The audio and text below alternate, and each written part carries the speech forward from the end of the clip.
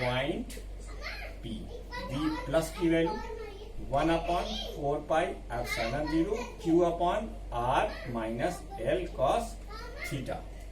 ठीक है, तो net potential at point P, net potential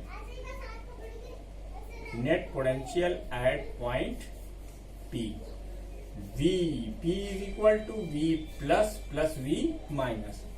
video को पॉज करके इसे नोट करेंगे हैं, हम इसे इरेज कर रहे हैं क्योंकि अभी हमें आगे प्रोसीड करना है। तो ये वाला हम 2 स्टेप इरेज कर रहे हैं, ठीक है। तो नहीं, इसको इजी को इरेज करे दे रहे हैं, देखते हैं शायद इतने में ही हट जाए। ठीक है, तो ये जो आया है, अब देखो Q/4πε0 कॉमन है, तो हम लिखेंगे Vp is equal to Q/4πε0 common ले लिया और एक ब्रैकेट में 1/r minus L cos theta और minus 1/r plus L cos theta. बच्चों इसको एलसीएम में लाओ, तो Q/4πε0 और ये क्या हो गया, r minus L cos theta, r plus L cos theta, that is r² minus L² cos square theta. अब ऊपर r plus L cos theta minus r plus L cos theta. ठीक, अब r से r cancel, 2L into Q dipole movement, यानी 1/4πε0 P cos theta upon r² if r is मगरमच्छ greater than L। ठीक है, ये आ गया आपका जनरल पोजीशन पर इलेक्ट्रिक पोटेंशियल की कैलकुलेशन का expression due to a dipole. अब थीटा की वैल्यू अगर आप 0 कर दोगे, अब सुनो, थीटा की वैल्यू अगर 0 कर दोगे तो cos 0 की वैल्यू 1, थीटा कहां आ जाएगा, एक्सियल लाइन पर आप निकाल चुके हो। थीटा की वैल्यू अगर आपने 90 डिग्री कर दी तो कहां चला जाएगा, इक्वेटोरियल लाइन पर आप निकाल चुके हो 0 ना। तो ये है general expression at any point. अब थीटा डिसाइड करेगा कि वो पॉइंट एग्जैक्टली कहां लाई कर रहा है। तो बेटा ये वाला डेरिवेशन सबसे ज्यादा इंपॉर्टेंट है। ठीक है, इसके बाद अब वीडियो को पॉज करके इसे आप पूरा नोट कर लीजिए, हम आगे प्रोसीड कर रहे हैं। अब हम लोग फाइनल टॉपिक पर आ गए, चैप्टर 3 के। फाइनल टॉपिक क्या है हमारा, देखिए,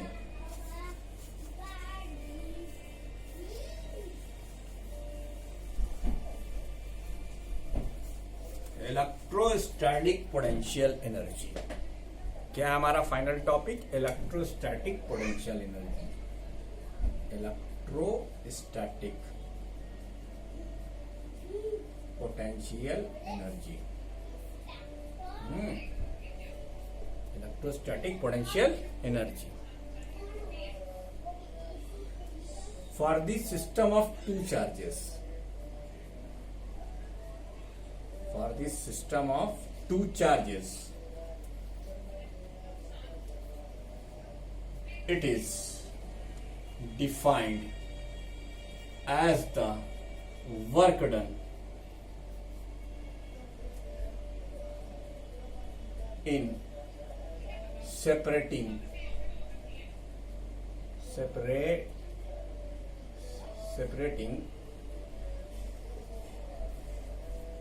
two charged particle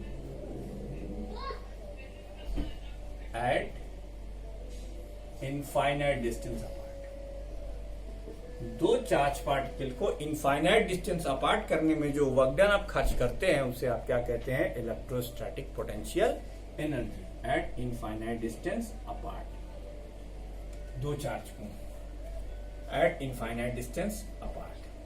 ठीक, या इसकी दूसरी डेफिनेशन आप क्या लिख सकते हो, the work done in bringing 2 charges from infinity to 2 points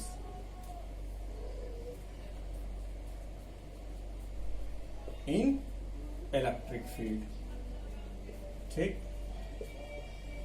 ठीक है, ये वाली डेफिनेशन से ही हम इसका एक्सप्रेशन निकालेंगे। देखो कैसे। Consider a point O having charge Q। इससे R डिस्टेंस पर एक पॉइंट है, ठीक नहीं, कंसीडर अ पॉइंट O खाली लिखो अभी जाओ, ठीक है। अब work done in bringing Q1 from infinity to a point O। बेटा जहां पर कोई चार्ज फिलहाल है नहीं तो Q1 का विरोध करने वाला कोई नहीं, और जब विरोध नहीं होगा, अपोजिशन नहीं होगा, अपोजिशन नहीं होगा, तब आपको वर्क डन नहीं करना पड़ेगा। हम यहाँ पे कोई वर्क डन नहीं करेंगे। इसका मतलब क्या हुआ कि W1 की वैल्यू 0 हो जाएगी। अब ये आके यहां महाराज बैठ गए Q1। सबसे पहला काम क्या करेंगे, ये आप जानते हैं, ये सोर्स चार्ज बन जाएगा। अब ये P पॉइंट पर है, P पॉइंट है मान लो, तो potential at P due to charge Q1, इसको V1 मान लो, 1/4πε0 Q1 अपॉन R1, या R माना है, चलो R ही माने रहते हैं, R। अब जब तुम Q2 को इनफाइनाइट से लाओगे और लाकर यहां रखोगे, इसका मतलब तुम्हें अब इस पोटेंशियल के अगेंस्ट वर्क डन करना पड़ेगा। क्या लिखोगे, ठीक है, work done in bringing Q2 from infinity to P, W2 is equal to 1/4πε0। रुको, पहले फार्मूला तो लिखें। कौन सा चार्ज ला रहे हो, Q2, किसके अगेंस्ट लग रहे हो, V1 पे, तो Q2 ब्रैकेट में 1/4πε0 Q1/R। अब नेटवर्क डन क्या हो जाएगा, नेटवर्क डन। बोर्ड को हम इतना मिटा रहे हैं ताकि इसका हम एक्सप्रेशन पूरा कर सकें। किताब उताब तो होती नहीं है मेरे हाथ में, आप जानते हो अच्छे तरीके से, हम इतना मिटा रहे हैं, ये आप नोट कर लीजिएगा, ठीक, क्योंकि इसी डेफिनेशन पर हमने बनाया है, तो इसी डेफिनेशन को हम आगे एक्सप्लेन भी करेंगे, ठीक है। अच्छा, तो नेटवर्क डन क्या हो जाएगा, network done W is equal to W1 plus W2, यानी 0 plus 1/4πε0 Q1 Q2 upon R। ये जो वर्क डन है, this work done will be stored in the form of electrostatic potential energy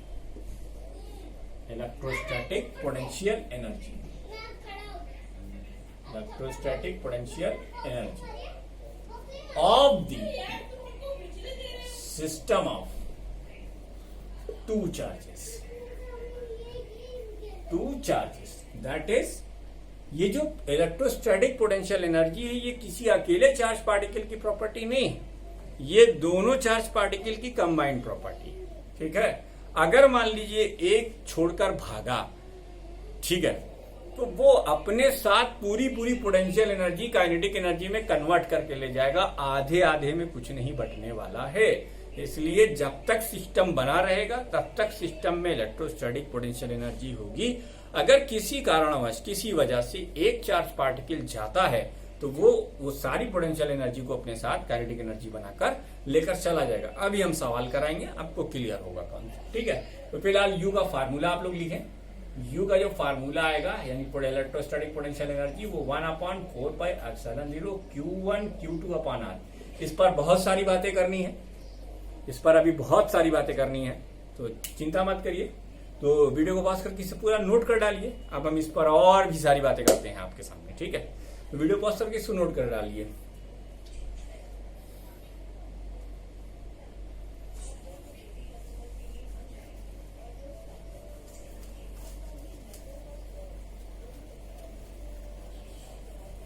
अब मान लीजिए, मैं आप इस आईएससी बोर्ड में ज्यादा टिपिकल है नहीं, इसलिए मैं आपका दिमाग नहीं खाऊंगा। एक जो आपका स्पेशल केस दिया हुआ है, ये दिया हुआ है।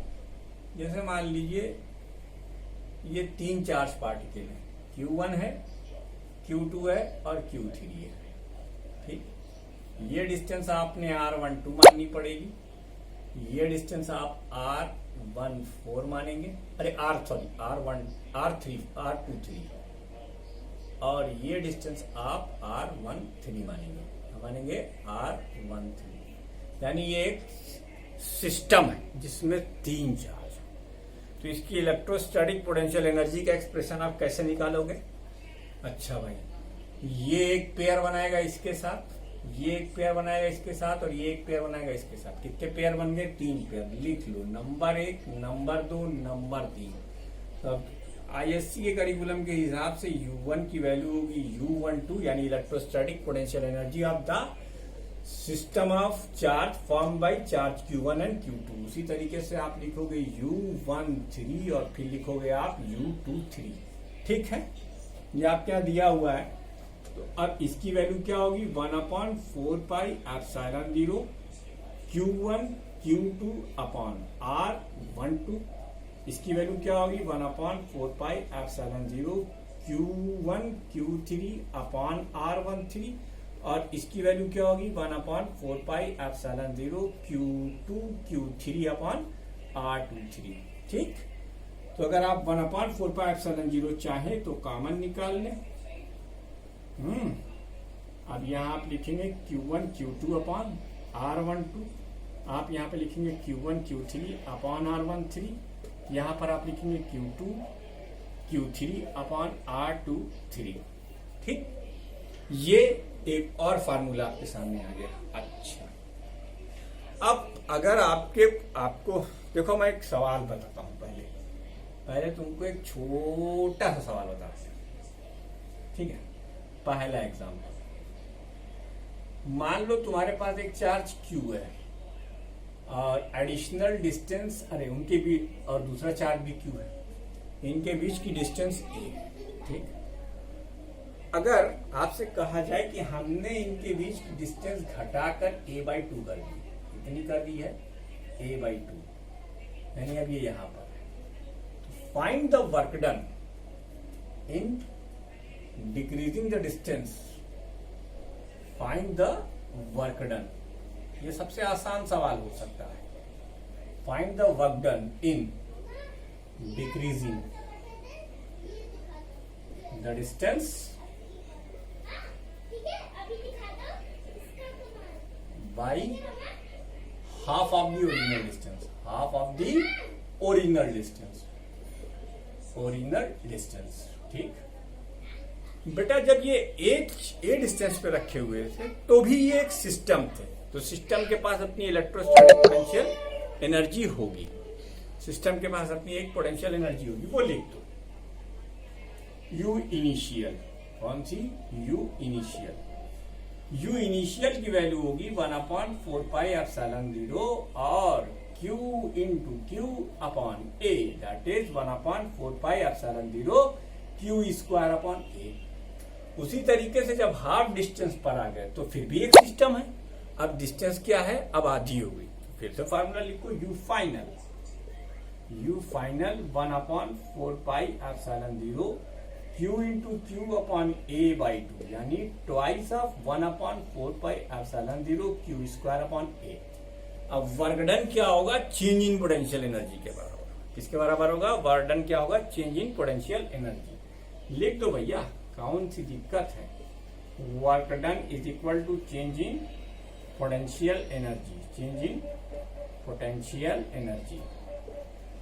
ठीक, यानी U final minus U initial. I hope you will do the rest. अब आपके लिए कोई आसान, अब कोई मसला नहीं। चलिए, आपके एग्जाम में आया हुआ एक क्वेश्चन आपके लिए हाजिर है।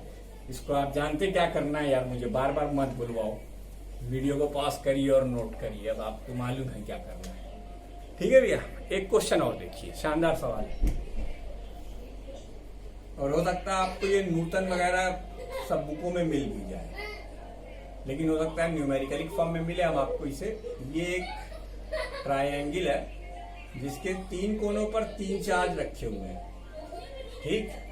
हमने इस ट्रायंगल को घटाकर इसकी ईच साइड को a/2 कर दिया, ईच साइड को a/2 कर दिया।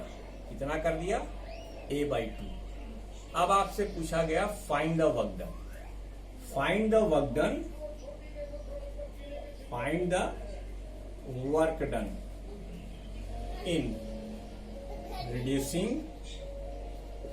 The side of triangle by half, ठीक।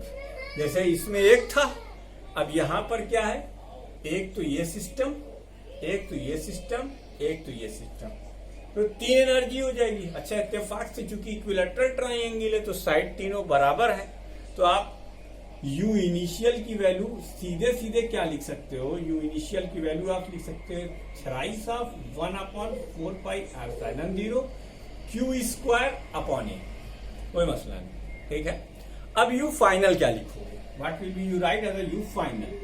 अब u फाइनल क्या होगा, कुछ नहीं बदला है सिवाय डिस्टेंस के, तो आप 3 टाइम्स, एक इसके पेयर की एनर्जी प्लस इसके पेयर की एनर्जी प्लस इसके पेयर की एनर्जी, चूंकि चार्जेस यूनिक हैं, उनके बीच की डिस्टेंस भी यूनिक है, इसलिए हम इसे 3 टाइम्स कर ले गए हैं। परेशान होने की जरूरत नहीं, 3 इसलिए आया, ऐसे ही 3 यहां भी आया, 1/4 pi epsilon 0 q square upon a/2। फिर आप जानते हैं वर्क डन क्या करना है, u final minus u initial, काम खत्म। दूसरा भी सवाल, वीडियो को पॉज कर इसे भी नोट कर लीजिए, हम और भी शानदार शानदार सवाल करते हैं, ठीक है। आइए, तो ये 2 सवाल हुआ, अब और देखते हैं। अच्छा, तुम्हें एक चीज और सिखाता हूं।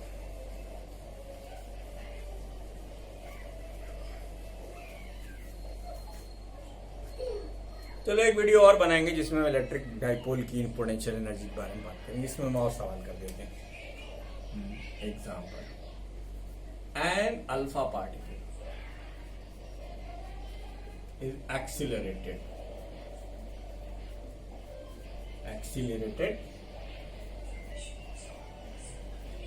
through a potential of 10⁵ volt headed towards a stationary gold nucleus। ये 3 जगह इंपॉर्टेंट है, इसलिए मैं एक जगह बता रहा हूं, यहीं पर सीख लो, है ना, वरना ये अभी न्यूक्लियस में भी आएगा रदरफोर्ड स्कैटरिंग एक्सपेरिमेंट के बाद। रदरफोर्ड स्कैटरिंग एक्सपेरिमेंट का क्वेश्चन है डिस्टेंस ऑफ क्लोजेस्ट अप्रोच का, तो वो क्वेश्चन हम यही कराए दे रहे हैं। इससे तुम्हें 2-3 चीजें और सिखा देंगे। An alpha particle is accelerated through a potential of 10⁵ volt, है ना, is headed towards a stationary gold nucleus. Z की वैल्यू 79 होती है। Find the distance of closest approach, सब कुछ छुपा लिया। Find the distance of closest approach. अगर मान लो ये सबसे वर्सेस क्वेश्चन हो सकता है, अगर आपको कुछ चीजें ना पता, क्या क्या, जैसे सबसे पहले तो हमें kinetic energy of alpha particle निकालनी होगी, ठीक है। क्यों? क्योंकि ये एक्सिलरेटेड है, तो आपको मालूम है के ऑफ अल्फा पार्टिकल निकालने के लिए आपको क्या करना पड़ेगा, के ऑफ अल्फा पार्टिकल, इसकी वैल्यू होगी Q into V. Alpha particle के केस में इसकी वैल्यू +2e होती है, 2e इंटू वी। वी की वैल्यू वहां दी हुई है 2 इंटू 1.6 इंटू 10⁻⁻19 इंटू 10⁵ ठीक। अब सीन देखो, ये छोटा सा नन्ना सा मुन्ना सा अल्फा पार्टिकल जिसकी काइनेटिक एनर्जी हमने ऊपर कैलकुलेट की, ये हेडेड है एक स्टेशनरी गोल्ड न्यूक्लियस जिसका Z की वैल्यू 79 है, यानी इसके पास कितना चार्ज है, 79 ई चार्ज ना, प्लस का 79 ई चार्ज, ठीक। और इसका चार्ज कितना है 2e। ये हो गया आपका Q1 और ये है आपका यहां पर जो 79e है, ये है आपका Q2, ठीक। क्वाइट ऑब्वियस है कि दोनों प्लस चार्ज है तो ये जाएगा, लेकिन रिपल्सन महसूस करेगा। जब रिपल्सन महसूस करेगा तो अल्टीमेटली इसकी काइनेटिक एनर्जी रिड्यूस करेगी और एक पॉइंट से ये मुड़ेगा और मुड़कर वापस आ जाएगा। ठीक, ये जो डिस्टेंस होती है इसी को हम क्लोजेस्ट अप्रोच बोलते हैं, डिस्टेंस ऑफ क्लोजेस्ट अप्रोच। आप ये मत समझिए कि अल्फा पार्टिकल इसके अंदर घुस जाएगा, नो नो नो। क्यों? क्योंकि दोनों प्लस के चार्ज हैं और आप जानते हैं लाइक चार्जेस एक दूसरे को रिपेल करते हैं, अट्रैक्ट तो कर ही नहीं सकते, तो ये घुसेगा नहीं, है ना। तो eight the distance of closest approach,